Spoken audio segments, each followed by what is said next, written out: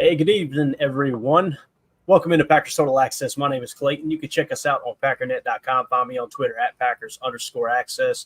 You can email us, PackersTotalAccess@gmail.com. You can text us 865-658-5824. Join alongside Jacob in Wisconsin. We'll have Emilio in Tennessee joining us shortly. Tim is on assignment right now at, let's say, what can we say? Tim's on assignment at a gun range somewhere near you. All right, undisclosed location. An undisclosed location. How you doing tonight, Jake? Man, I'm doing good. I'm starting. I just told you off air that I'm starting to get the jitters. It's becoming very real. We are basically 24 hours away from what will be the hopefully best start of any Packer season of all time. But I don't want to get too far out of that. We do have the NFL kickoff tonight, which is also amazing, and maybe that's why I'm extra jittery at the moment. So that'll be set to kick off, I believe, at like 7:25, if I'm not mistaken. And I think you only can get it on Peacock. On the Peacock. What we did, guys, we just bumped we'll probably have a small crowd in here tonight, and that's totally cool. We bumped it up an hour so it wouldn't interfere with everybody's obviously very first game of the NFL season festivities. They just showed a live shot of the box. Taylor Swift's in the house. She's at the game tonight. So, Jacob, I know you're fired up about that. But let's do this. Let's give a quick shout-out to the sponsors tonight. That's good folks over at Ticket King, the official ticket provider of Packer Fan Total Access Live. Wisconsin-based since 1992, specializing in Packers tickets. Ticket King is Wisconsin's largest ticket source with offices next to Lambeau and in Milwaukee. Just click on the link in the video description here that'll send you to theticketking.com, where you can register for free as a customer. Go ahead and start shopping for your Packers tickets. Again, that is Ticket King, the official ticket provider of Packer Fan Total Access Live. We appreciate them supporting the show. Obviously the game is going to be getting kicked off here in a little over an hour. Chiefs, Ravens. I think it's going to be a dandy, Jacob. I put a poll question up here tonight. Usually it's all Packers centric, but tonight we did a poll question which said, which play are you making in tonight's matchup between the Chiefs and the Ravens? Okay, and here are the four options. Would you take the Ravens +3, which is the current money line to the best of my knowledge? That's the current line, I should say. Would you take the Ravens +3, Chiefs -3, Ravens money line, or Chiefs money line? Obviously, the money line just simply meaning winning out. So everybody get their votes in. We'll check on it from time to time and I'll see how everybody's feeling. Jacob, what would your choice be there, sir? You got Ravens +3, Chiefs -3. Ravens money line, Chiefs money line. What are you taking there? What action are you putting on the game? Man, I don't know, because I think everybody at first my reaction was that I thought the Chiefs would kind of boat race them. But I've been listening to a bunch of stuff today, and most of the time I'm all Packers centric too, but I don't even care because it's football. So I just was right. trying to listen to anything I could. And I can't remember, they all blend together, but one of the podcasters was talking about how this Ravens offense is not going to be the Ravens offense of old. So maybe asking Lamar, they used to ask him to maybe do too much. They have that massive other tight end, Isaiah Likely, with Mark Andrews. They were talking about now that they have Derrick Henry, they're going to be able to use 12 personnel like a lot more and a lot differently, because they have a quarterback like Lamar who just adds such a weird wrinkle to the 12 personnel that way. So I don't know, if they come out and they have this new revamped offense, I could see them trying to, I got to go Chiefs. I've learned too many times not to doubt the Chiefs. Taylor Swift's in the house. It's already rigged. Whatever. There it was. I was waiting on it. We are 3 minutes and 49 seconds in, and Jacob has used the word rig. So Eric Sutherland will be proud, my friend. Yeah. So here, obviously, this is the graphic from BetUS for the numbers tonight. You get the Ravens +3, Chiefs -3. That +3 is at a -125. The -3 is at a +105. Obviously, the money line for the Ravens at +129. Money line for the Chiefs -150. The over/under set at 46 right now. And again, if you guys want to go put some action in on it, you can click on the link in the video description here that'll send you to BetUS, the official sports book of Packer Fan Total Access Live. If you click on that link in there, that'll send you directly to their website where you can register for free as a customer there, and you can go ahead and get yourself set up to put some action on the games this year. It doesn't cost a dime to register as a customer there with BetUS, and if you use that exact link in our video description, that actually helps us out. It tells BetUS that the knuckleheads over at PTA sent you guys to them. So it's one of the couple of different platforms that I use for putting a little action on the game. Again, gamble responsibly. Don't bet a single dime that you can't afford to lose. All right, that's BetUS, the official sportsbook Packer Fan Total Access Line.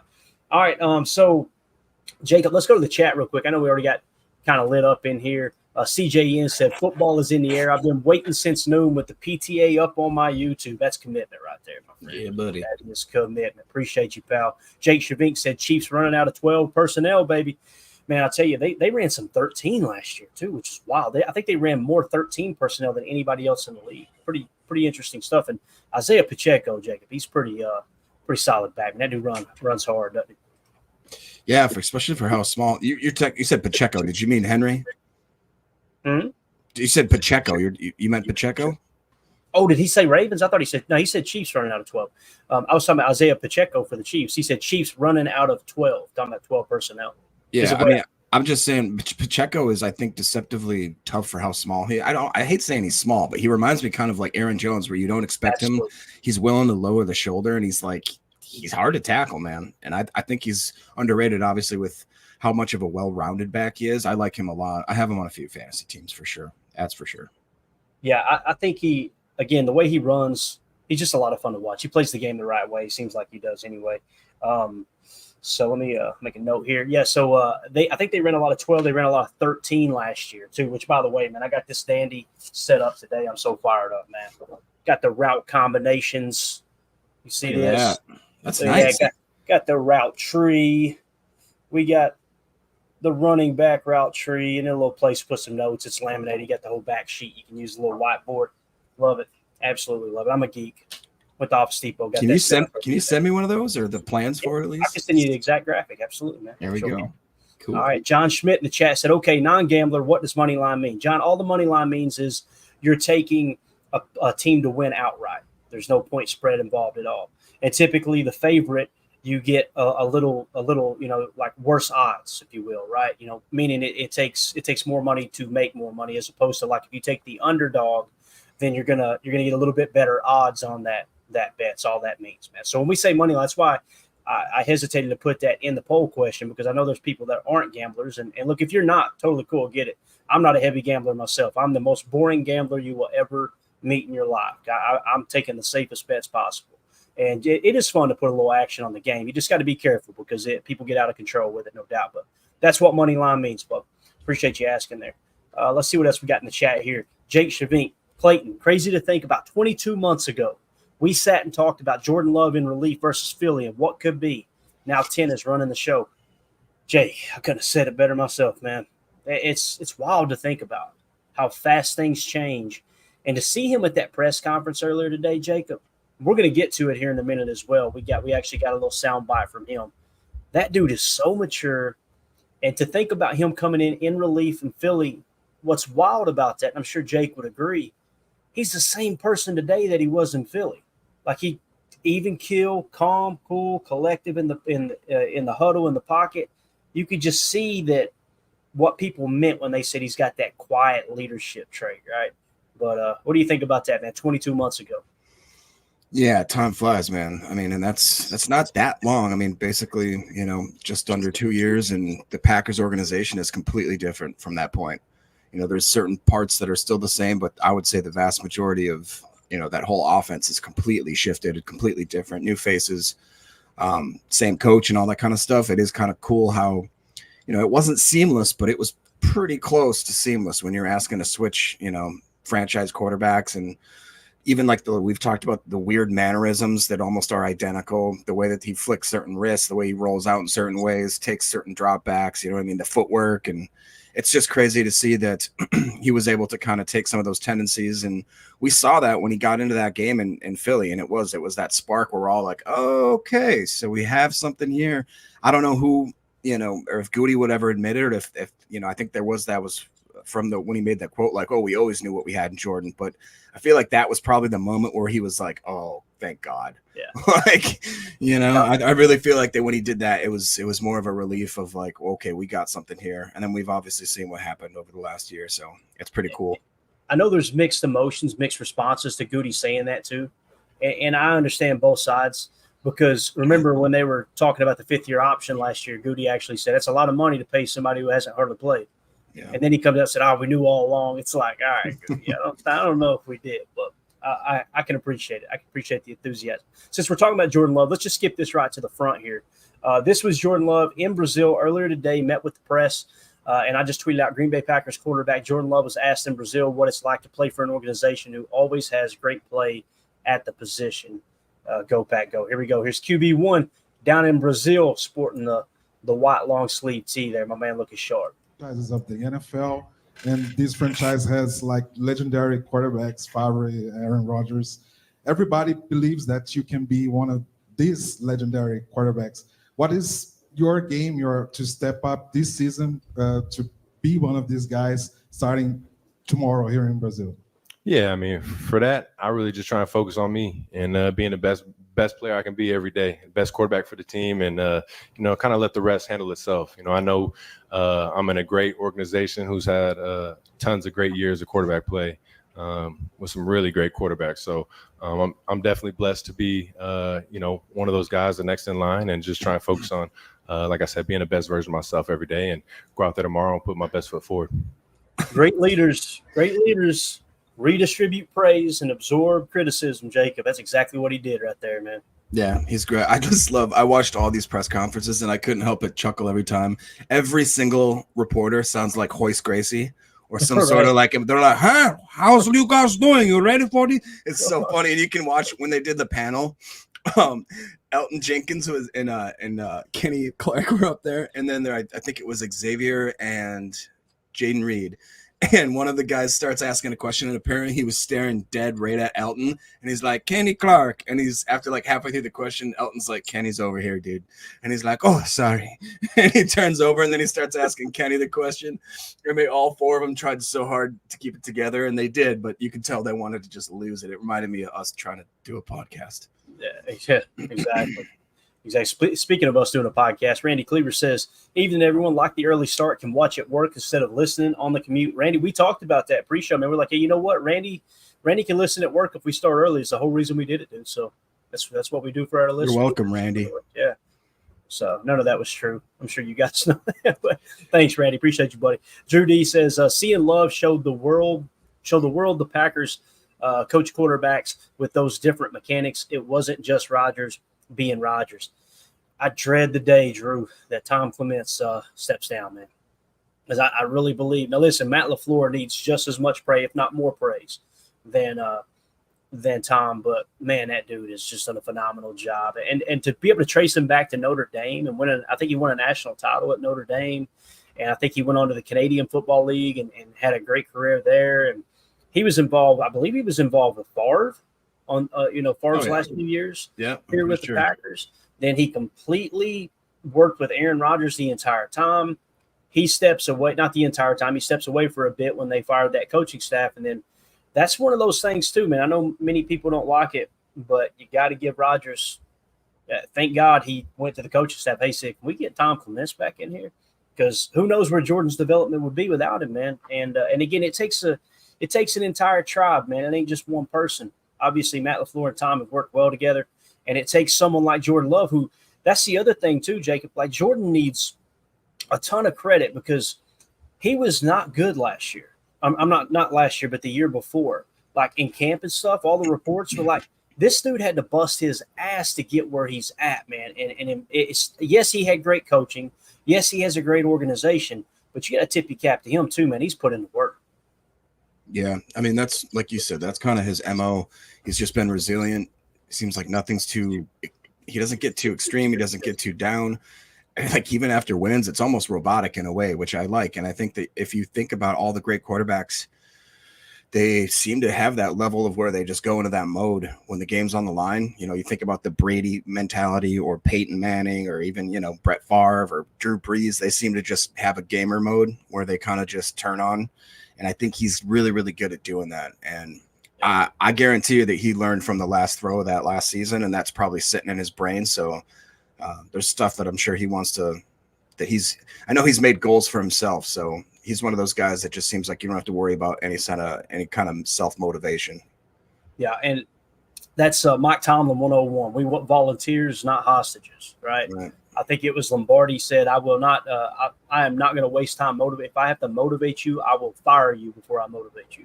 Like, Now we know Lombardi was a motivator, obviously, but you spread that message. It's so important for for guys to take accountability. And Aaron talked about it when he was here for so long.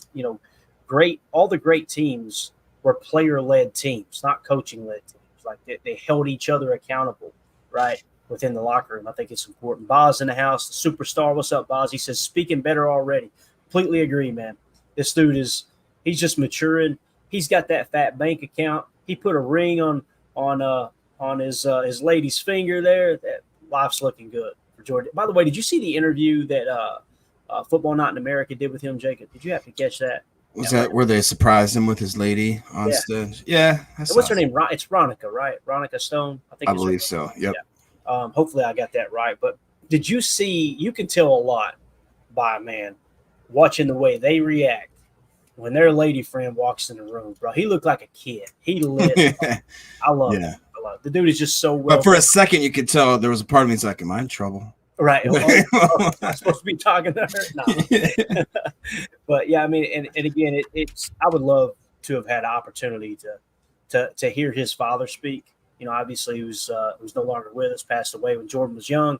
I bet he was an amazing person. Obviously, a police officer protecting his community, along with Jordan's mother. Same thing.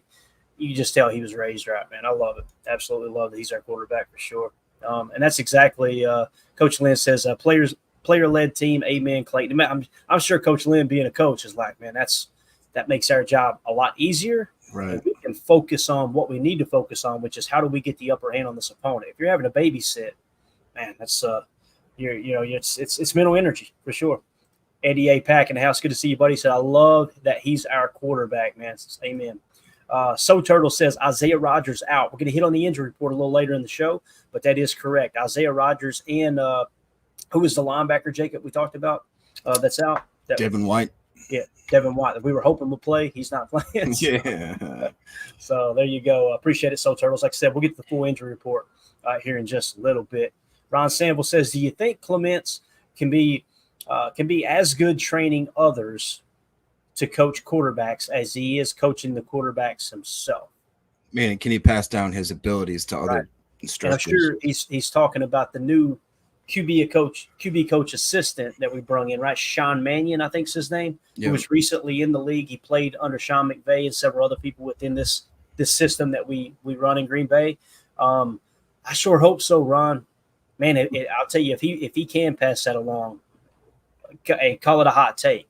Let's get Tom Clements in the Hall of Fame, because that's amazing that someone can not only coach up quarterbacks at Hall of Fame caliber and then turn right around and teach another coach to do that. That's phenomenal. I hope that's the case, man, for sure. So, looky here, right here. What is this right here, Jacob? What is going on here, man? How many times are you going to come to my press conference late? That's becoming Emilio's new intro video consistently.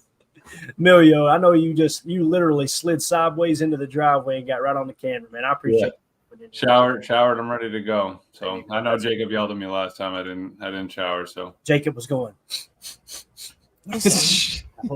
I know he's used to like mothballs and stuff like that, but you smelled mothballs? No, that's the go-to. He don't get it. Aha! Joke didn't land. Boom. Go-to for How do shady. you get the legs apart? I don't know. I'm not a doctor. By the way, we got a new drop, guys. Next time we do a morning show this weekend. Bon dia. Bon dia. Emilio, that's your people down there in Brazil. Yeah, right? I thought you were going to get him with the dropping bombs clip, but that was also for Daniel Whelan. Yeah, he was saying that he's dropping bombs. Oh, we got to get to that. Oh yeah, that is a good one. I'll go back and get to that for sure. I'll go back. Yeah, sorry. Dude, I just loved hearing him. In the interview, he was excited talking to everyone. You got a reporter that's literally just a big, huge fan. I don't know what you guys talked about. I was finishing up his report. Yeah, I listened to the fanboy reporter. He's like, and one of them said, he wanted to get everything he had in his mind out to Matt, like in that moment, dude. I would be the same way, right? Yeah, I've got a couple of sound bites here from Matt at the podium. We can try to let's go ahead and hit them right now. Is that good with you guys? Yeah. So Emilio, just real quick, you thought Matt did well there with the international press? Yeah, why not? I thought he was a little vanilla. I wanted him to be a little more exotic for them, put on a little more of a show, but he was just pretty. My man went in there with a sombrero and screamed, "Bon dia!" And he had to do it again. He already said it all one time. I bet you the first take was even cleaner. So Yeah. when I feel like the energy he had on the first one, he goes, "I got to do that again," and then he goes, That's true. That's true. Here's Coach LaFleur earlier today with the media down there in Brazil. I tweeted out head coach Matt LaFleur live in Brazil was asked about the second half of the season. And he talks about how the Packers coaching staff chose to play more aggressive once they learned more about what the players could handle. Here's Coach LaFleur, international LaFleur. Brazil. You guys didn't have first half of last season. It wasn't incredible. But the second part of that season, That's who. But the second part of the season was tremendous. Jordan was probably the best quarterback in the NFL. And I remember that, especially that game in Detroit in the Thanksgiving. I want to know do you consider that game a turning point in the season? And you guys were Christian McCaffrey away from the NFC Championship. And how that the second part boosts your confidence for this season? Yeah, I think every year you look at teams around the league, and some teams start off a little bit slower than others. And I think when you look at our team in particular, we had a lot of new faces, and people were learning each other. I know for myself in particular, just learning our guys and what we're capable of doing and try to put them in the best position possible. And quite frankly, just looking back on it, I probably held them back a little bit early on. And the more aggressive we got, I think the better we did. But every season's there's a learning curve to it. So, I'm excited about just kind of where we are. And tomorrow's going to be a great test to show us exactly where we are. But, just excited for this opportunity for our guys. So I love that answer there, obviously talking about the second half of the season. And you could see it. You guys remember first half of the season, it was like, first of all, we were running a lot of sifting. We talked about that. They went away from the split flow, the split zone, what we call slice, what Bobby Peters referred to as slice zone. You went away from that, came back to it later in the year, and it was there, bang, right? Maybe he looks at that as a more simplistic way of gaining that hat count as opposed to, hey, let's just go head-to-head here. But you could tell they made an adjustment. And I remember him distinctively saying at one of his pressers that after Jordan had a good game, this was in the second half or towards the half point of the season, he said, yeah, I told Jordan, you just got to go out there and let the thing fly. Like, just go out there and play loose. So I think they really removed some of the restrictions from Jordan too. Like, listen, don't worry about the mechanics as much. Just go out there and hum that tater, spin that thing. And I think that's where you got the results, to be honest with you. But Jacob, what do you got to add there? Same with you, Emilio, as far as the second half of the season. And again, Jacob, I don't mean to disagree with you. I'm not trying to go, what was it called in the morning show on ESPN? Pardon the interruption or first take here, but yeah. I definitely disagree. I mean, to me, he seemed like he was real chill, real laid back as far as Matt LaFleur at the presser. I was happy to see it because you guys remember last year he was pissed off that he had to go to England, man. And maybe he is disguising it. Who knows? But go ahead, Phil. The one thing that I seem to sense as a common theme is on both sides of the ball is aggressiveness. They keep stressing that. With the defense, they're talking about how they're going to be hopefully moving into that sort of aggressiveness. And with the offense, like Matt just said, it seems like halfway through the season, he got more aggressive with the offense and letting Jordan, like you said, be a little more loose and wild with his, I don't say wild, but a little more loose and just maybe willing to take more chances and actually, throw the football a little bit. And we saw that the results were great. So I wonder if going into this part of the season, and what I like about that interview is for that split second, he even said, I held him back maybe to the detriment of the team at the time. So he acknowledged that. So I'm wondering if that's something going into this season. He's like, I'm going to loosen the reins a little bit. I'm going to tell these guys to actually maybe not keep the playbook so tight to my chest kind of thing and maybe open it up a little earlier, especially because these guys, a lot of them are going into year 2, year 3. But specifically, with our skill positions, I'm excited, dude. I think it's going to be good. Yeah, I mean, I think Matt's just like the players, right? He learns something every day, every game. Even if he's coaching them, he's still picking up something every day. I think he did realize, like you said, that it needs to kind of cut it loose. But I really do think he kind of crushed that interview. Came out with some energy. Spoon asked him the question, said, I'm not even worried about how the dude's going to get up from the box down to the locker room, dude. I got so much other stuff on my plate right now. I can't even believe that was the question. So Matt, I think, is in full force, and he's just kind of got that energy. I feel like that's a perfect way to carry it into the locker room and say, let's go. Yeah. Jacob, you are keying up some bangers in here, buddy. I appreciate you marking the chat. Mr. Dan in the house. Good to see you, Dan. He said, O-line is a key to victory, especially with the running back situation in game 1. Also, defense 3. Help me out there on that second half. Is there a second part of that? 3. I wrote 3. We are such idiots. 3 total turnovers? Maybe. I don't know.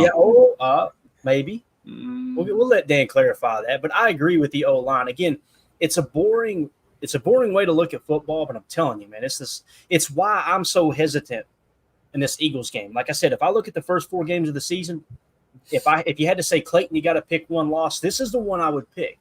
And I'm not trying to be a negative Nancy. They are built in the freaking trenches, man. At the tackle position on offense, solid, right? On defense, Jalen Carter, Jordan Davis, Brandon Graham.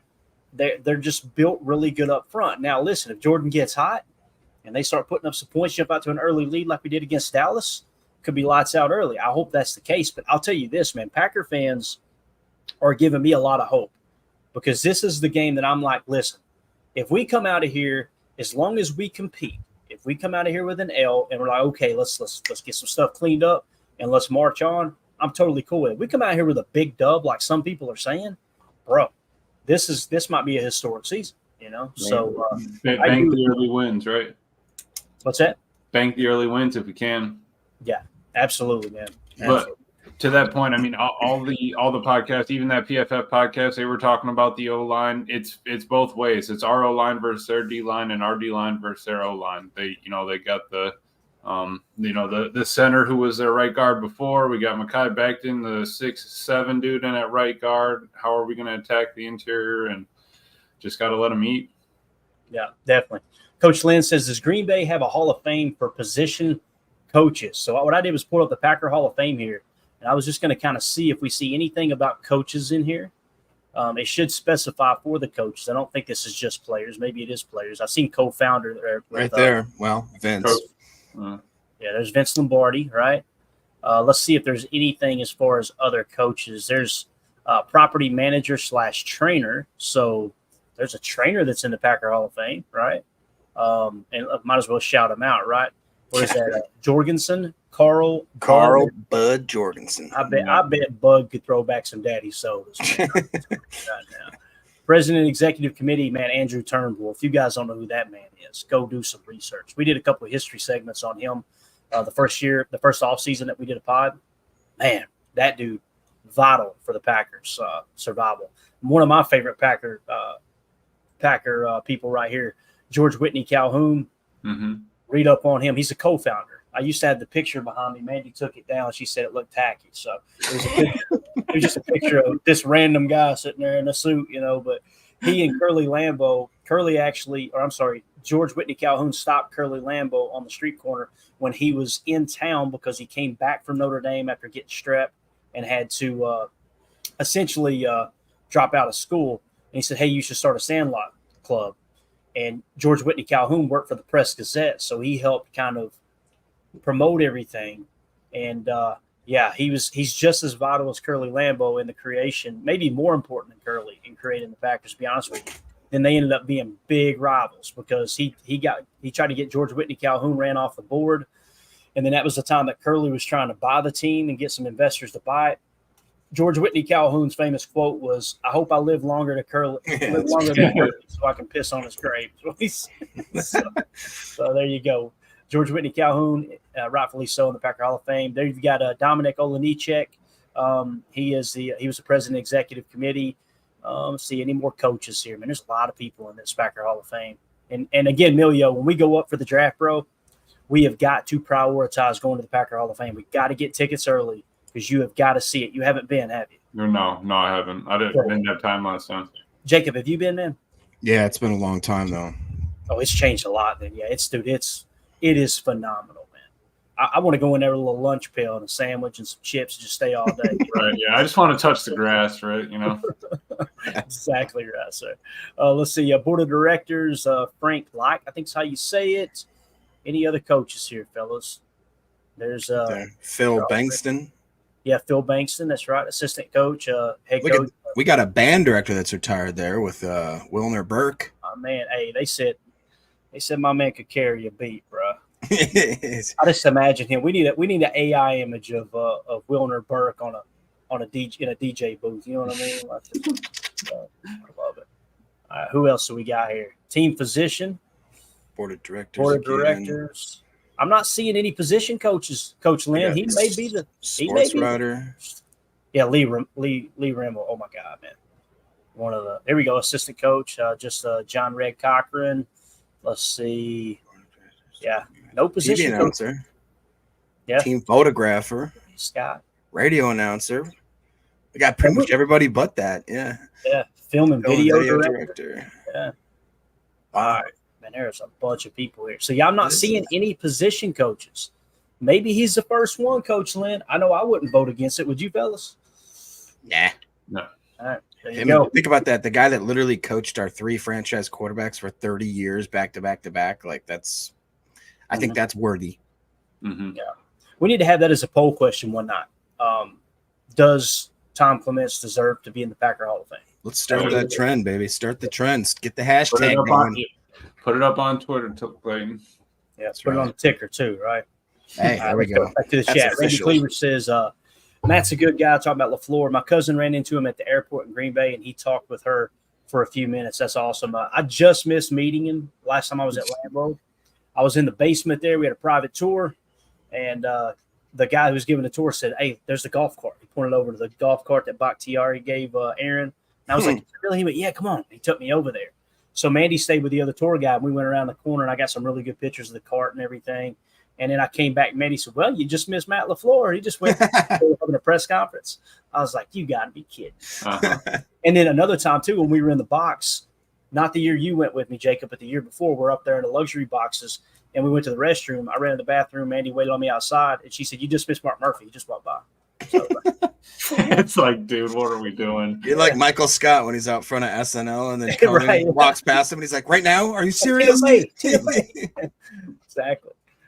Dave MX6 Garcia says, Clayton and I on a pod would sound like a Southern draw, Midwest twang, voice fest, LOL. The IQ would definitely drop, Dave. I guarantee you, man. Listeners' IQ would drop by 3 points.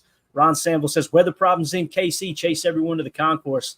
Those aren't problems, my friend. That's called football, and I love it, man. I love it. Mm-hmm. I cannot stand the fact that all these teams are playing in domes now.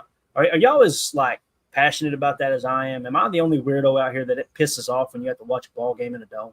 Oh, dude, trust me. I grew up having most of my games that I've ever watched football on have been in that stupid Metrodome when I was a kid, and then now this whatever they call that monstrosity over there now, just because it's closer and they're always cheap and you can literally buy it with this that you can scalp tickets. Me and my buddies would go there and $30 or $40 back in the day and get drunk and just go watch whoever play the Vikings and make fun of people and yell at them. And right. But yeah, it's just not the same. It's like playing on I don't know if you guys have ever heard of UW Stout, but they had like the concrete field that had just the carpet on it. We had to play there once, dude. Yeah, that is a career killer. I mean, you talk about Bakhtiari, and I understand because that was just insane that they would have kids doing that. That old AstroTurf that was not even like an eighth of an inch high. Not even. No. Yeah. It's that same cheap ass carpet that Uncle Bill had on his front porch. I got skinned. Oh yeah, right. It is, right. Well, it was. He probably took it when they installed the new turf. He just grabbed it from the pile out back and just cut a piece for it. Exactly. Do you guys remember when they did that? The new artificial turf. This was like maybe 10, 15, 20 years ago, and they cut up little bits of tires and they lined them in there. Yeah, they still use that. Yeah. I hate that crap. I had that. That was my high school. Gets field. in your eyes and mine too. Mm-hmm. I hated it. Sticks to your arms, your legs. We did play a team that had that old stuff though. That was horrible. Absolutely horrible. Yeah. We were used to playing the cow pastures back home. I don't know what y'all talking about. J. Cole, yeah, UW Stout. Yep. Hey, he's from Whitewater. Used to.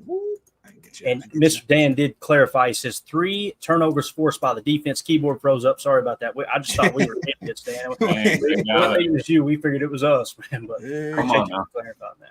Let's go to Matt LaFleur here. This was earlier today, meeting with the press down there in Brazil. He was actually asked about the defense.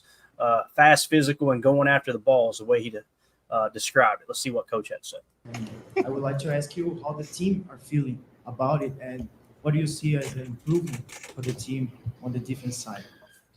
Well, Gabriel, I think it's hard to say right now from an improvement standpoint. I think we got to go out there and play. But I do think that the guys are confident in what we're asking them to do. I think we've seen progress throughout the course of the offseason program into training camp. What we're really trying to establish is a style of play, going out there, playing fast, playing physical, going after the ball. I think those are trademarks of great defenses, no matter what the system is, whatever the scheme may be. But you have to have an attacking mindset, attacking mentality, and really ultimately get the ball back for your offense. Love it. And, I heard, I'm not going to say any names, but I was listening to a podcast earlier today, and they were talking about the difference between this defense and Joe Barry's defense. And they were talking about how, well, everyone thought early on that we're going to be playing a whole lot, just majority man coverage. And we're kind of finding out that we're not running. And I'm sitting there going, duh. What'd you think they were going to rewrite the NFL on the type of play style they're going to have on defense? Like, nobody ran more man coverage than zone last year. What are we even talking about, right? And then he went on to talk about that. He basically said, we're not going to play man coverage like people thought we were. We're going to be playing a lot of zone, but with eyes on the quarterback. And that was the problem last year, was we didn't have eyes on the quarterback. And I'm going, y'all don't have a damn clue what you're talking about right now. Like, how do you have a microphone in front of you? We had 7 dropped interceptions last year, and we played eyes on the quarterback the entire year. Mm-hmm. How many times did we show country quarters and spot drop and all these things? Yes, we played match coverage, but it's like, I don't understand how people can so confidently prove their ignorance. I'm a moron. I'm a dumb redneck from Tennessee, but I can watch the TV and go, that's what they're doing. And I don't get it. And literally in the same conversation, these knuckleheads said they didn't play man coverage, but then turn around and said they did play man coverage. And because they did play man coverage, that's why they didn't get turnovers. And this year they're going to get turnovers because they're going to play more man coverage. I'm going, you guys are idiots. They were just talking in circles. It was wild. So anyway, I'm off my soapbox there. That stuff drives me crazy. But I am excited because it sounds like Hafley is putting a strong emphasis on, they called it fisheye. I've heard people call fisheye technique. Playing somewhat off, not very far off. You can even play man coverage this way with you're playing man coverage and zone coverage through the receiver with eyes on the quarterback. And it's a certain technique that he uses. And I'll tell you, Coach Hafley, it's been kind of pointed out all offseason. He does a lot of things different than other guys do that run the same exact scheme. He's got a lot different techniques from a man coverage and spot drop technique standpoint.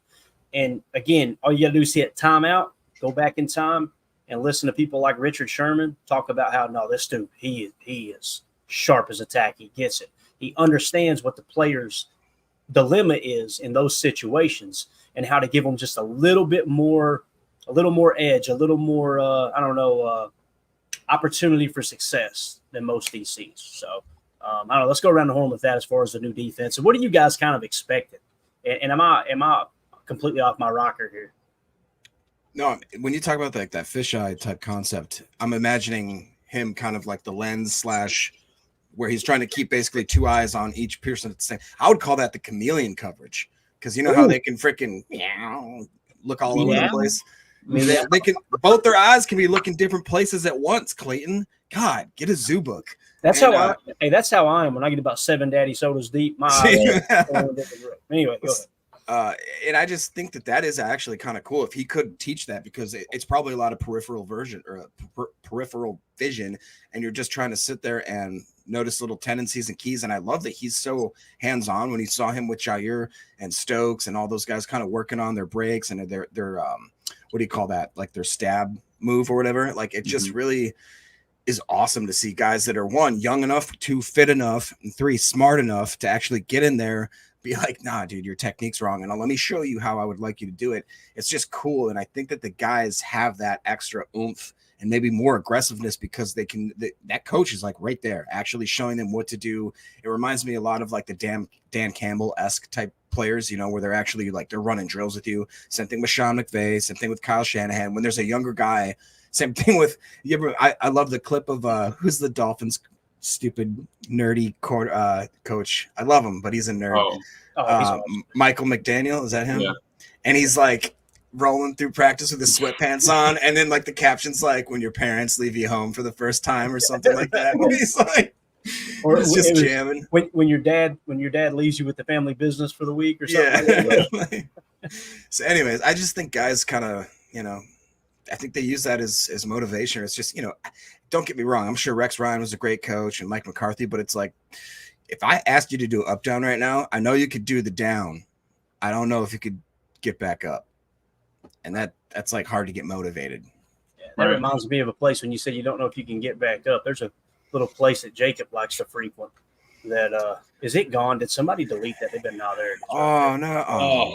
I'm in the process. I'm going to create a Photoshop with Jacob's picture in the parking lot right here, man. That's going to be the goal. So anyway, go ahead, Emilio. You have the floor. Sorry, Definitely. I think he's turning them. I think we had a lot of dinner corners, right? You know, they're best at the end of the route after the break, sort of thing. But I think we need them to be a little bit more breakfast. Let's get them going early. Let's get them going often. And, you know, they have to be ready. I think what's going to be key, though, is the safety play. I think that's why we had to bring X in. That's why I think he's going to make Hafley's system go. It's going to be that and pressure up front. So, I mean, it's going to be the very beginning of the defense and the very tail end, everything in between. I feel like we can have moving parts throughout the year if needed. But I think X and our front four are going to need to be our staple moving forward. I agree, man. Completely agree. Also happy that Brazil has some good mics for the reporters and for Matt LaFleur. Isn't that amazing? Like, I don't know if you talked about that, but I'm just saying. Get me started, Amelia. We were trying to end on a positive note. Guys, that's the end of hour one. We'll see you on the other side for hour two. Yeah, I noticed that too, Amelia. I'm like, how the hell do they have better sound down there than we've got up here in the mecca of professional football that is Lambeau Field? And we get that little mic Matt had right in front of him. That thing was crystal clear, and whatever the reporters were using in the back. Yeah. I'm gonna make a phone call tonight. Yeah. Yep. I'm just gonna call Jacob and say, why can't they fix the sound? And that'll be the call. Yeah. All right, so let's shift gears here to a couple other things. Well, first of all, quick glance. This is the stadium they're going to be playing in. It's actually a kind of a beautiful venue, man. I like it. It's open on the sides there, right? Yeah, it's so they've got. It looks like they've got kind of a little bit of a canopy or a roof that's over top of the fans. You know, for the most part there, right. On each sideline. But yeah, it's open air. Going to be able to flow. I heard. Gosh, who's the guy that calls in on Packernet After Dark? Pedro, the redhead from Brazil. The redhead, the ginger from Brazil. He said, you know, people were a little worried about the altitude. He said that the altitude, I think it was somewhere around half of what Denver is. So, yes, the altitude's going to be a little bit more difficult than Green Bay, Wisconsin, but not near as bad as Denver. So that kind of helped me breathe a little sigh of relief. But this is the stadium. I kind of like unique stadiums like this. Amelia, what do you think, man? I'm sure you played on stadiums similar to this when you were playing. I assumed you did. You played college lacrosse, right? Yeah. I imagine some stadiums look similar to this, not quite as large, but just unique in that fashion.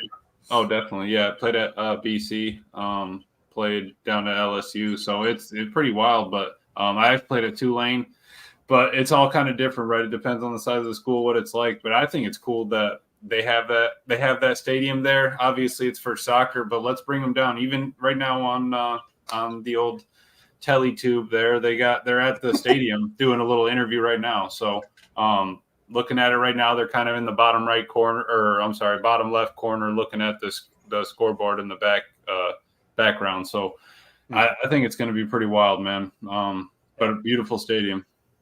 Yeah, completely agree. If you guys would take a quick second, let's see if we can get that algorithm cranked. Just hit the like button for us. Feel free to share it. We appreciate y'all making us part of your evening as we got the Chiefs and the Ravens getting ready to get kicked off here in roughly, what is it now, Jacob? 40 minutes, something like that. So that's right, Clayton. There you go. All right. Dynamite drop in, Monty. That broadcast school really paid off. All right. What else we got here? This is really cool. First of all, Rashawn Gary had a message for the Packer fans before they left for Brazil. Play this real quick, kind of promoting the watch party that's going on out there at Titletown. I love the fact that the Green Bay Packers are doing I forgot about that. That's awesome. Hey, how you doing, man? Rashawn Gary, number 5'2" for your home Green Bay Packers. Man, I need everybody to show up to Titletown to support us for week 1. Going against Philadelphia. We need all the support, man. Show up to Titletown. Please show out, man. Go, Pack, go, and share as loud as you can because we're going to hear you from Brazil. Love you. Sign up. Love that dude.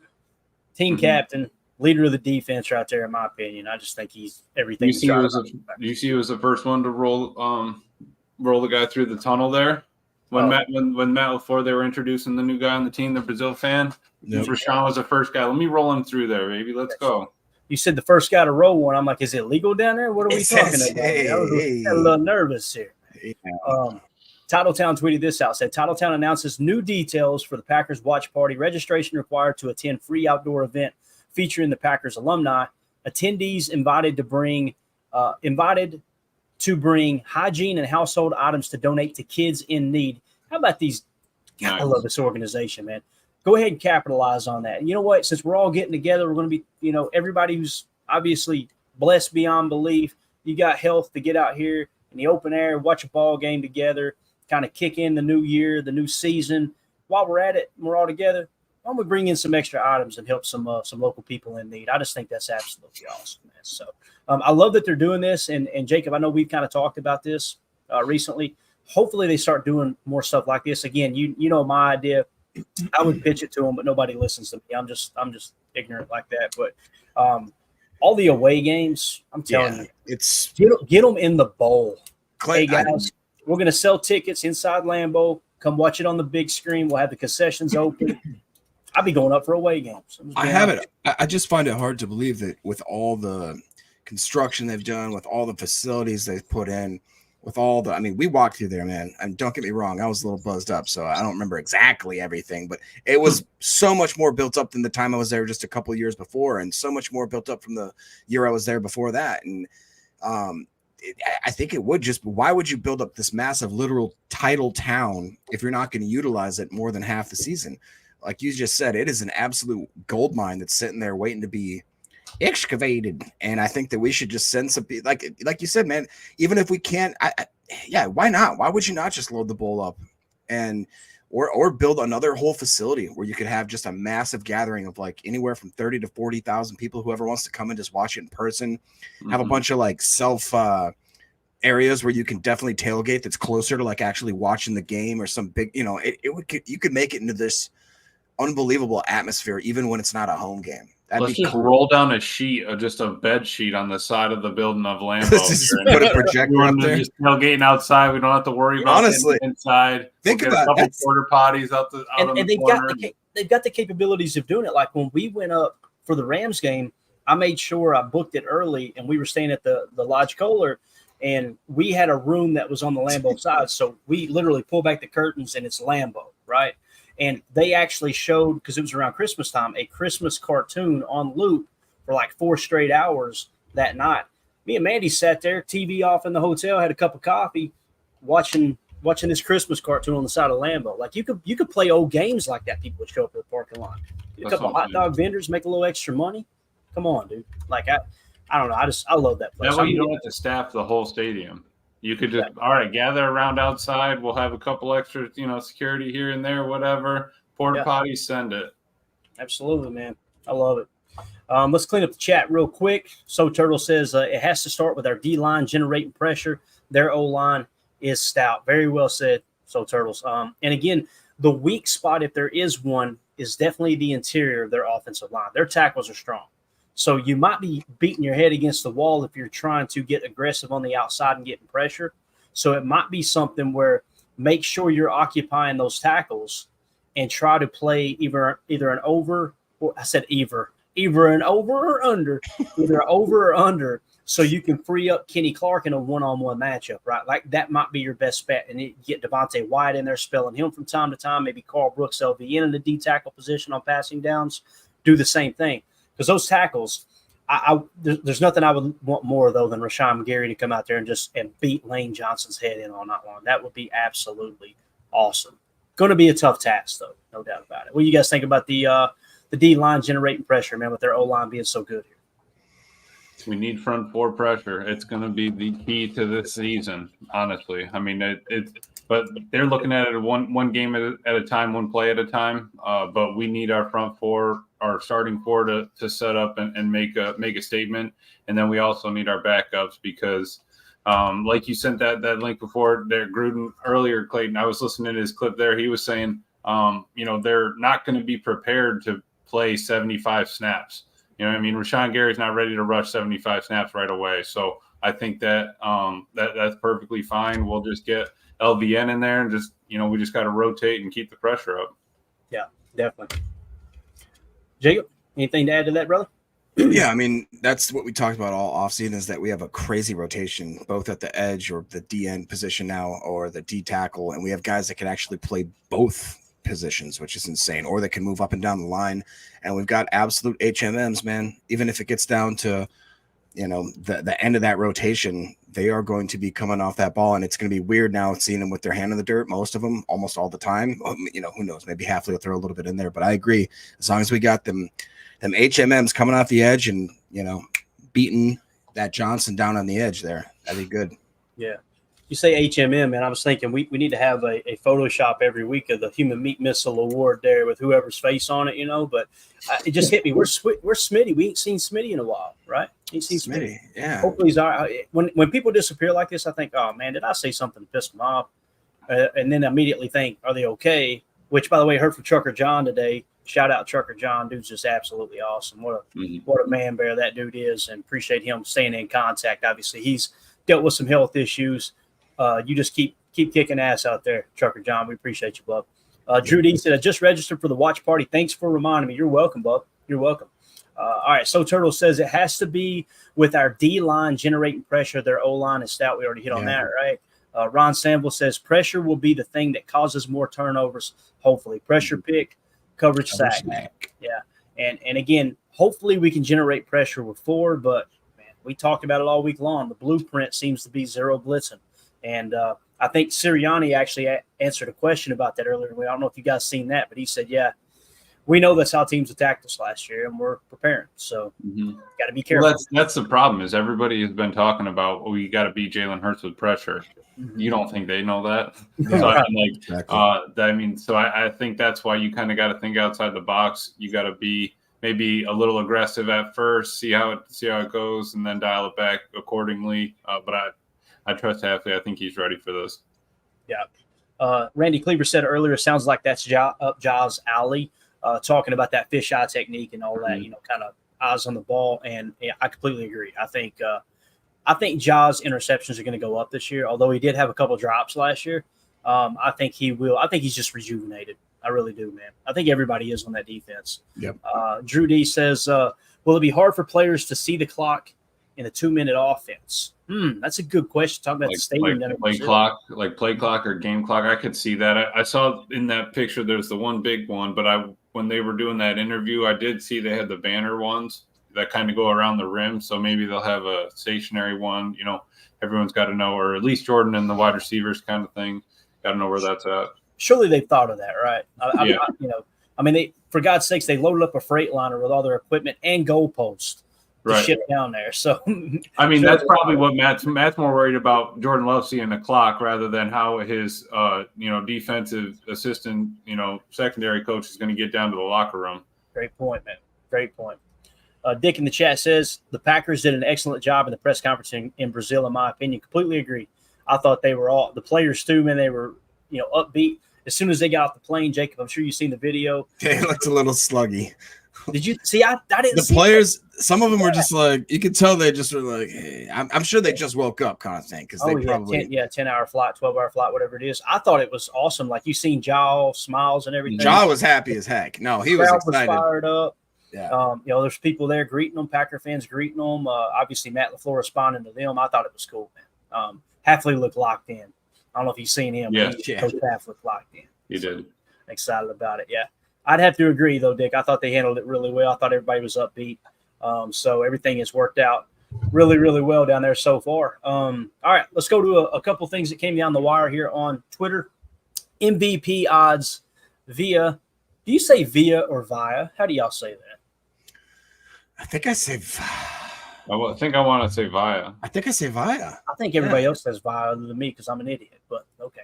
MVP odds via DK partner. All right, so this is DraftKings. All right, they put together a power rankings for MVP odds. Okay, here's the way it sits for MVP of the NFL this year. They're saying Patrick Mahomes won at plus 475.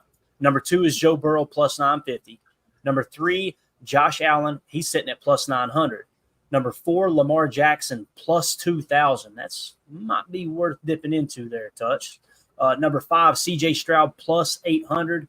Number 6, Justin Herbert plus 3,500. Obviously, got Jim Harbaugh up there at the helm now. And then number 7, Jordan Love plus 1,400. Probably wouldn't hurt to put just a small amount on that and let it sit all year, you know? Mm-hmm. What do you think about these MVP odds here? I love the fact that he's above Matthew Stafford, Dak Prescott, Brock Purdy, Jalen Hurts, Kirk Cousins, Jared Goff, Kyler Murray. I don't know what Kyler Murray's doing on this list, although he does have Marvin Harrison Jr. now, and he looks like a stud. Look at Baker Mayfield down there, boys. Put a 100 spot on that and retire if you hit. You know what I'm saying? Mm-hmm. That's the Kevin Malone quote, isn't it? Yeah. Anybody gives you 10,000 to 1. If John Bon Jovi ever wins an Oscar, Was it John Cougar Mellencamp? Or John Cougar Mellencamp Ever wins an Oscar, I'm a very rich man. Isn't the Oscar an acting award too? Am I thinking right?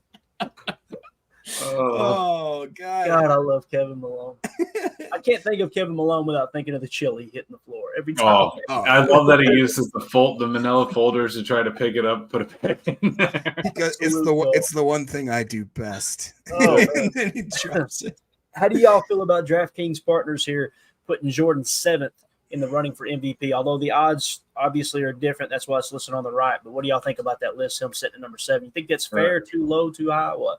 I mean, honestly, I think that US is a little better, but Jordan Love being there at 7 isn't terrible when, we got stiffed on blue chip, red chips. I also heard We're not going to let that go on the install today. Dude, all through the chat today. That's all I was talking about. Matt Stafford as the best quarterback in the NFC that they were talking about. So I will take Jordan Love being there. I think that he's going to show it this year. I just want a little bit more respect on his name because you know who's still ahead of him, man. Number 5 there. Come on now. Yeah. Jacob, anything? No, I mean, I think that's rational-ish, I guess.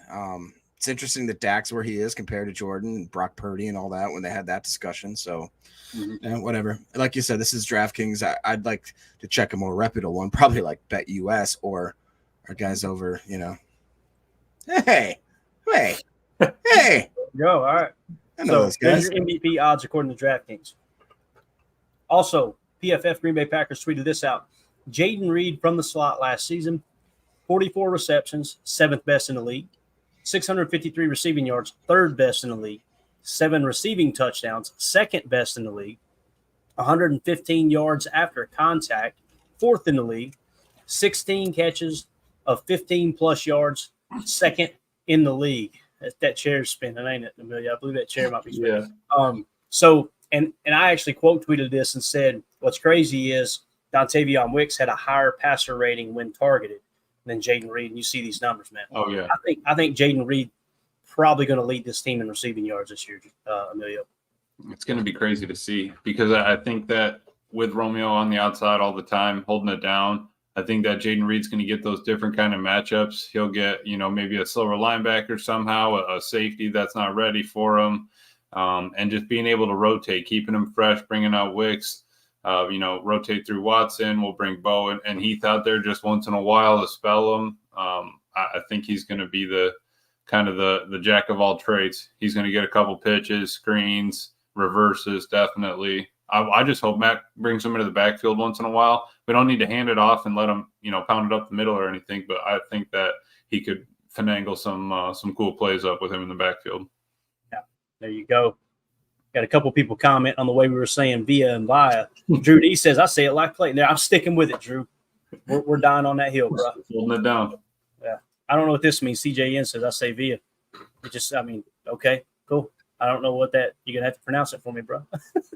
There you go. VI, right? That's what I'm saying. I think I've got more votes than you guys on this. Holy cow. I think it says that our listeners are just as dumb as I am. Well, I mean, seriously. Appreciate y'all going down with the ship. Y'all are awesome. I'm saying it wrong, definitely, if everyone By the else. way, Emilio, Mandy, I was talking to Mandy earlier today. She said, Scott came up to me at the party and pulled me to the side and said, hey, who's that guy right there? Mandy said, oh, that's Emilio. He helps Clayton with the pod. He went, I like that guy. So Appreciate it, Scott. Made an impression with Scott there. When you win Scott over, you win the whole crew over. Yeah, he's a good dude. All right, up next, 33rd team tweeted this out. We asked @Grok, which is obviously the AI interface there on Twitter, on X, to predict the score for every game in week 1. Here's what it said. We'll key in. Well, let's start. The game tonight, we won't dive into all of them, but the game tonight, they're saying Chiefs 23, Ravens 20. Okay? But the Green Bay Packers, Philadelphia Eagles, Grok said, check the private chat there, Jacob. Grok said Packers 27, Eagles 24. So this was, listen, it doesn't mean anything, but it kind of got me excited. I've been talking about you might want to tease that line to 4, right? If you want to take Green Bay in the points rather than just sticking with the 3 or the 2.5 that it's at, try to get it to the 4 mark if you can. But you may not even need to here, man. Pretty cool stuff there that the 33rd team tweeted this out, that's what Twitter's AI interface is predicting. Packers 27, Eagles 24. This goes right hand in hand with what you guys have been saying, man. Y'all feel pretty confident about this game. Yeah. I think I definitely am. I know that there's a lot of going back and forth. My best buddy back home is an Eagles fan. I've been giving him crap all fall. Once we started playing NCAA together and NFL again, it was over. So I think it just kind of we've talked, and it just kind of needs to happen, right? But I'm excited that AI is with us. They think that we've got a team, and they must have heard wind of Sirianni and Jalen's issues. Yeah. So you over there boat racing your buddy with Valdosta State. Y'all using those 1-star teams? Oh, he's actually pretty nasty at NCAA, but it's all right because Pac's still going to take the dub. That's right. Jacob, what do you think about this, sir? 27-24, Packers over the Eagles, according to Grok on Twitter, man. Yeah, I take Grok with a grain of salt. If you look close, a lot of these games are seemingly within like 1 or 2 points, or most all of them are like 1 possession. So I don't know. I like AI. I just don't trust it. It's going to take over the world one day and obviously turn us into like a Terminator type like wasteland of nuclear whatever. But besides that, I also know the pain of having a Birds fan as one of your friends, Emilio. My roommate, one of my best friends from back in Nashville, was originally from Philly. What up, Goldman? And he is the worst, dude. He'll randomly just text me 4th and 26, like on like Christmas morning and stuff. Like just the worst kind of guy. But yeah, I don't like 27-24 just because I don't want to have tomorrow start the season off with another one of those heart attack pack moments. Let's just start up with like one of those, like the Dallas game, baby. I want us to score 28 in the first quarter, and then after that we just kick our feet up, start talking. Me and Emilio, I'll go buy a cannoli at halftime. Emilio. That'd be kind of. So you're mad at how many wolves are on your shirt right now? Oh my God, I just noticed the shirt. Stand up. How many wolves are on your shirt, bro? Oh, look at that birth control shirt right birth control. You're not getting anybody pregnant wearing that shirt, Emilio. I'm sorry, bro. Live the ride. The cat on the bike. You're so lucky. I honestly bet Mad Dog would like this. I could probably rock this, and he'd be like, you know what? That's kind of maybe we need to get a patch put on. He probably would. You're right. That's Scott, man. But no, honestly, I wouldn't be opposed to three touchdowns, 2 field goals, get us to 27, and get out of there. I hope we're ready for our kicker. I'm excited to see what Matt does inside the 50.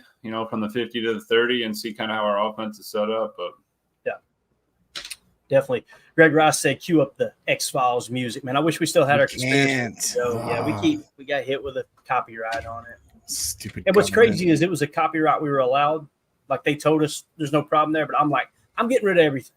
because I'm sick of this. They won't tell you when you do something wrong. They just go, "Oh, you did something wrong. Better figure it out. We won't tell you. We're not gonna tell you." So But you need to take it out. Anyway, Drew D in the chat say, Clayton, are you coming to Green Bay this year or waiting until the draft? Here's the deal, Drew. I'm having to take care of a bunch of stuff for my brother's estate, who obviously passed away a few months ago. Got a lot on my plate there. If I clear that stuff up in time, I'll probably book a flight and get into Green Bay in December. That's when I like to go up. Yeah. We should all try to. Emilio, you should try this too. We should all try to get together and just go to a December game, a December to remember, if you will. Go ahead, Emilio. You have the floor. Bon dia. He's got nothing. So, Drew, I'll let you guys know as soon as I make the decision. There's a chance I fly up for December, but we'll definitely be there for the draft. We're going to be there all week. I think I'm getting in town on Wednesday before the draft. So we'll be in and around Green Bay. We'll definitely meet up with you, buddy. I know you live close to Lambeau. It was awesome getting to meet you last time. You got to meet him, didn't you, Jacob? Drew? No, that was before you showed up. I don't think I did. I got to meet. Late. Yeah. So yeah, we met up with Drew. It was me, Justin, Nicole, Mandy, and Drew met us out. Seth was there already too, I believe. They met us out front of the tailgate party, and or Drew met us out front of the tailgate party. We got to take a selfie and all that. And good dude, man. Obviously, listener to the show and supporter of Ryan over at Packernet as well, man. Appreciate everything you do. Yeah, we'll make it up, man. We'll let you know if we do, and get together for sure. I'm telling you, I just want to go to 1919 Kitchen and Tap. Cheese curds, beer cheese soup, elk stroganoff, spotted cow. And I'm sleeping for 48 hours after that. That's the way that works. But injury report. This is the updated injury report that dropped earlier today. Obviously, there wasn't a full practice or anything, but this is mimicking what an injury report would look like according to the teams. So let's start with the Packers.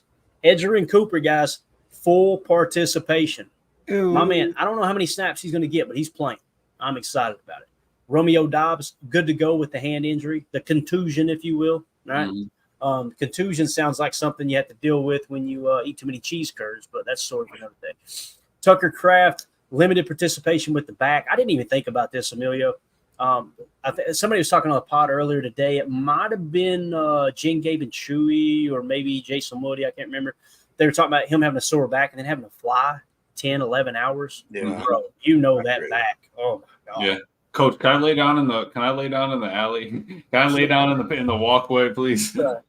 I'm not worried about getting my wallet stolen. Just here, take it. I'm gonna lay down over here, take a nappy nap, stretch this back. I'll take the hazing or whatever you guys want. Because every time you fall asleep on those long trips, you get it's over. The team's messing with you. If you're at the back of the bus, the coach isn't there, right? It's you can get out of hand. Yeah, absolutely. So he was limited today. He's listed as questionable. If you guys may or may not know, unless something's changed, the whole thing that they have the game status tag that they have to put on players, probable means there's only a 25% chance that a player won't play. Questionable, it's 50-50. Doubtful, there's a 75% chance the player won't play. And then obviously out means out. Full participation or no status means you're good to go. Mm-hmm. So as it sits right now, according to the game status, and there could be a little bit of gamesmanship here, Tucker Kraft is 50-50 to play tomorrow. Also, Marshawn Lloyd went from did not participate to limited, same as Tucker Kraft. He's questionable as well. All right. Carrington Valentine went from limited with the hammy to full participation, and he is now off of the injury report, no game status, so he's good to go. He's going to be a green light if they need to use Carrington at any point tomorrow. Emmanuel Wilson with the hip injury, limited. He has a 50-50 shot listed as questionable. Let's go around the horn with that. I don't care who goes first. What's your concerns? Or I feel like the Edgerrin Cooper, good news. Tucker Kraft not being listed as out or doubtful, I think is good news as well. What do you guys think? I'm worried about Tuck. I want to see Tuck Norris. I want to see him running full bore. I want him with lung darts on the sidelines. And also, I just feel like, do you guys know how many of our practice squad running backs we've traveled or have traveled with the team? Because that was going to be my question, Jacob. Well, how many practice squad players flew, and who's getting brought up if it was? Amelia, don't you hate it? Don't you hate it when we Edit finish these. each other's How about that? Sentences. sandwiches? Oh, darn it. Heard it from a fan right here. Jesus. No, I'm serious though. So it's got to be. Is Nate McCrary? Is he injured now too? It's got to be Ellis, right? Nate McCrary's on an injury report though, right? I thought He's on a practice squad technically, so they don't list them, do they? Right. So I guess I don't know. I thought it'd This be. show sucks. We don't have a clue what's going on, do we? No, but if we did know that if they flew with them, right? If we did know Right. that the practice squad flew with them, and then we saw this, and we'd be like, all right, they'll probably bring one up. If not, I'd say Marshawn Lloyd and Emmanuel Wilson are going to play tomorrow. And honestly, I'd say Tucker Kraft is going to play. If not, we're going to have Musgrave, a lot of 11 personnel, and then 12 with Sims. J. Cole, that's why you get paid the big bucks. He said he's on IR. Who is he, guys? I believe McCreary. Yeah. Got it. All right. There you go. You heard it from a fan right here. All right. Appreciate you. Yes. Yeah. All right. Philadelphia Eagles side. A.J. Brown, full participation. He's good to go. Landon Dickerson, guard, full participation, good to go. I don't know why I want to giggle every time I read Landon Dickerson. But anyway, Isaiah Rodgers, cornerback, limited participation, but he is listed as out now. Devin White did not participate. He was listed out yesterday. So no Isaiah Rodgers, no Devin White. You guys talk about that for a second. I'm going to try to pull up the PFF preview and see where Isaiah Rodgers sits as far as PFF concerns. Is he considered? I mean, I know basically that secondary is pretty beat up, especially at the cornerback position. So now all they're going to be doing, I believe, is playing rookies, right? Because I don't know where Isaiah Rodgers was on the depth chart.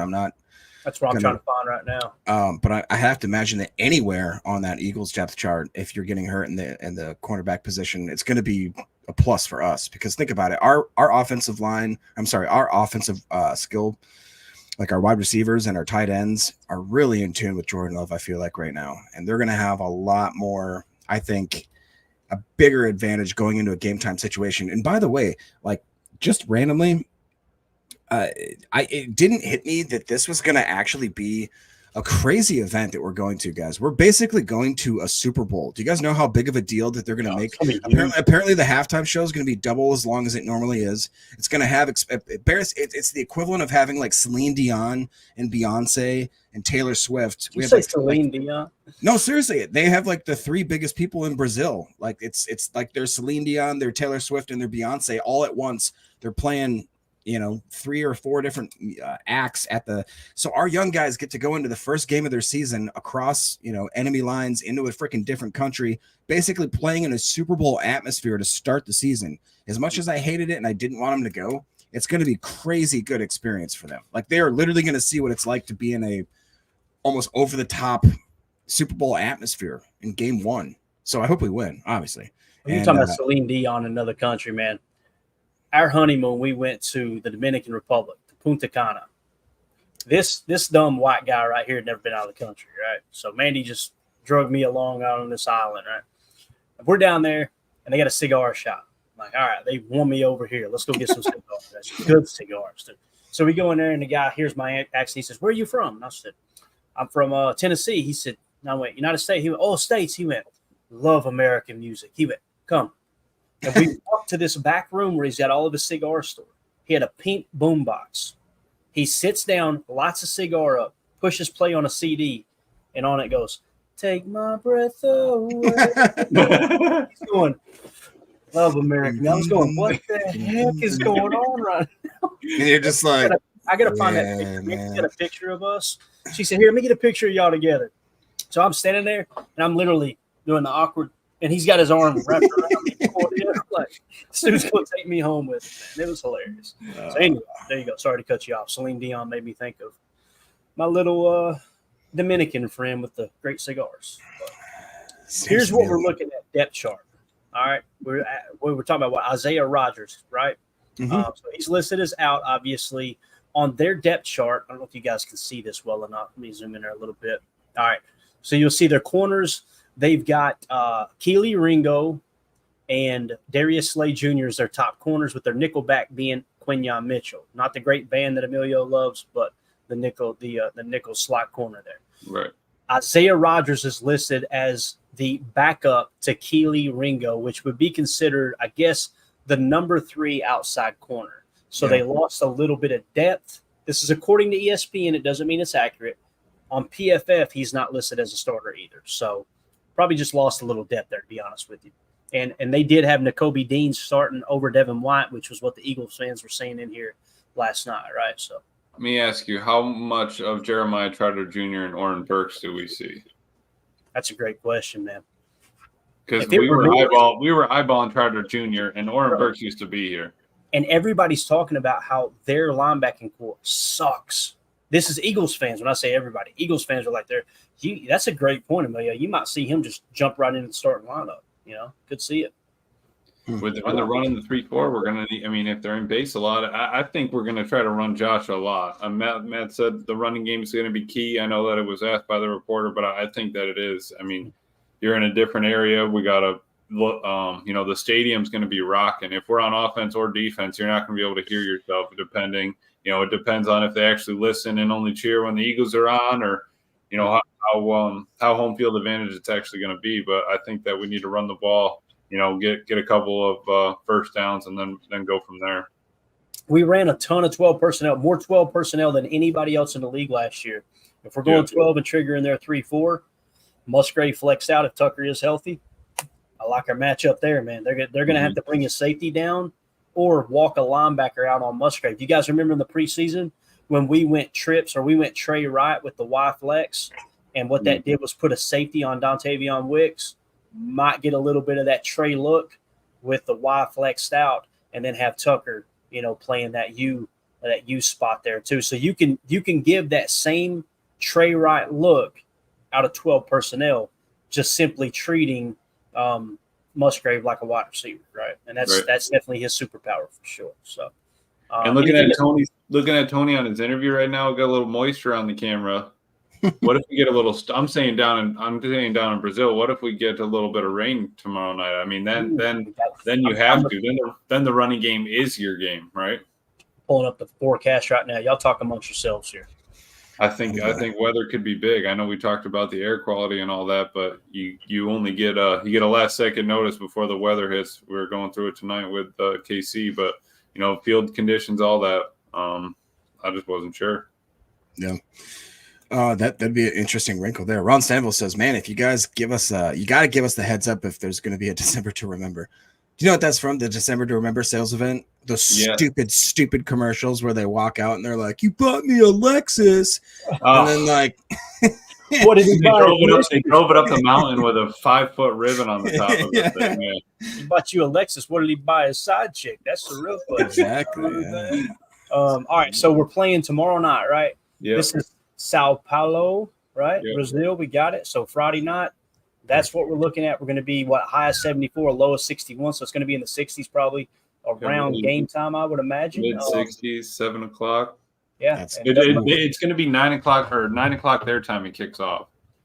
I'm pretty correct. Sure. That's right. So, yeah, we're going to be mid to lower 60s, right? That's perfect, dude. And it looks like not even any cloud cover, right? Mm-hmm. A little bit of wind. The stadium's open. We got 10, 11 mile an hour wind there. So that's perfect. It's going to be perfect. And that stadium with a light hoodie and a cold Brazilian. Guys, let's go. You know what? Let's just go. Let's go.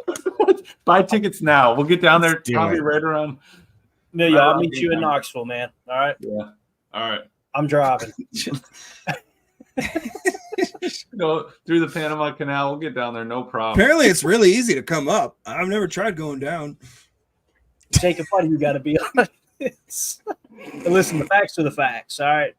I seen CNN roasting someone who will remain unnamed. When CNN was roasting this person, it's bad. But yeah, we won't get into it anyway. Jacob, you always do this, bro. I don't know what I did. Unbelievable. All right. Bill Belichick. I thought this was cool. Yeah, speaking of coming across the border, here's Bill Belichick. 30-13. Bill Belichick looked like he hopped the wall, though. Look at this guy right here. I don't know what we're doing. I don't really know. I'm not going to, so quit asking. Time we asked Jacob to not say something inappropriate, that's what we're gonna have to play because that's his response. I'm not going to, so quit asking. 33rd team. You guys know I go to bat for the 33rd team.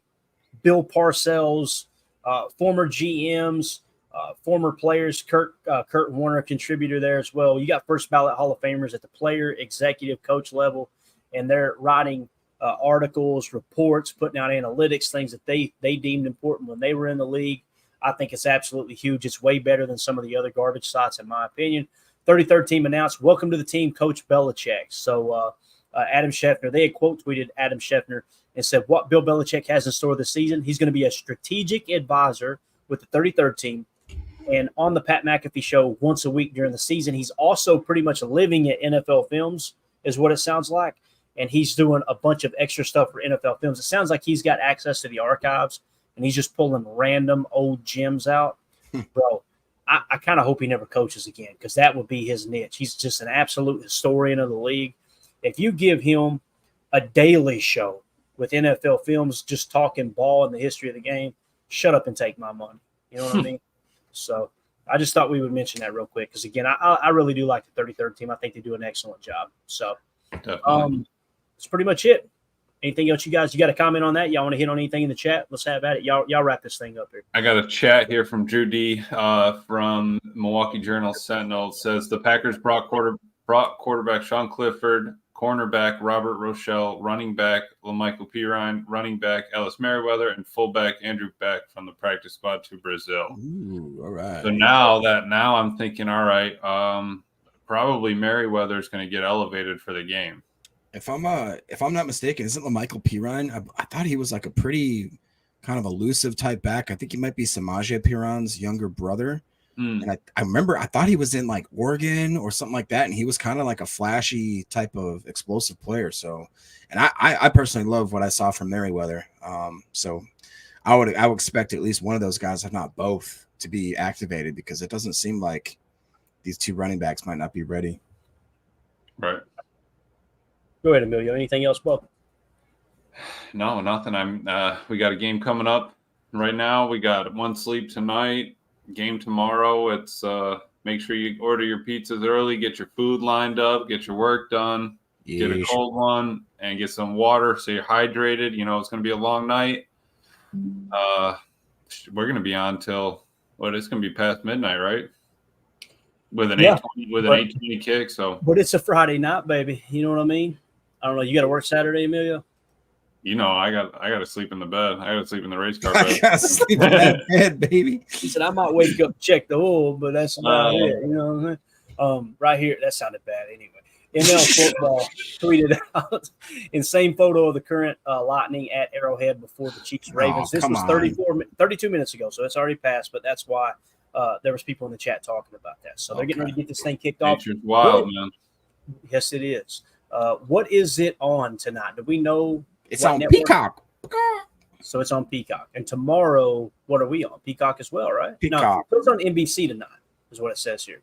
What? So, and by the way, someone had messaged me. Gosh, I need to give a shout out. I think it's also on Peacock, Jacob. I think Peacock is running the 3 games. I think they're also streaming the 3 night games. Yeah, someone messaged me earlier. I want to give a shout out. Here we go. It was Robert, great listener, text me, said, good morning, Clayton. Just random tidbit regarding the game viewing this Friday. Just wanted to let you know that the game is not just exclusively on Peacock in Wisconsin. They're playing it on NBC for Milwaukee and Green Bay residents. I don't have Peacock, but thankfully live right in between the two cities. So anybody who's local, you don't have to rush out and get Peacock. You should have it there. Jacob, you're crap out of luck. Go get your Peacock subscription, sir. I have Peacock because of The Office. Thank you, Michael Scott. I'm telling you, Jacob, that is money well spent, is it not, bro? Having those super fan episodes. Oh, yeah, it's good stuff. All right.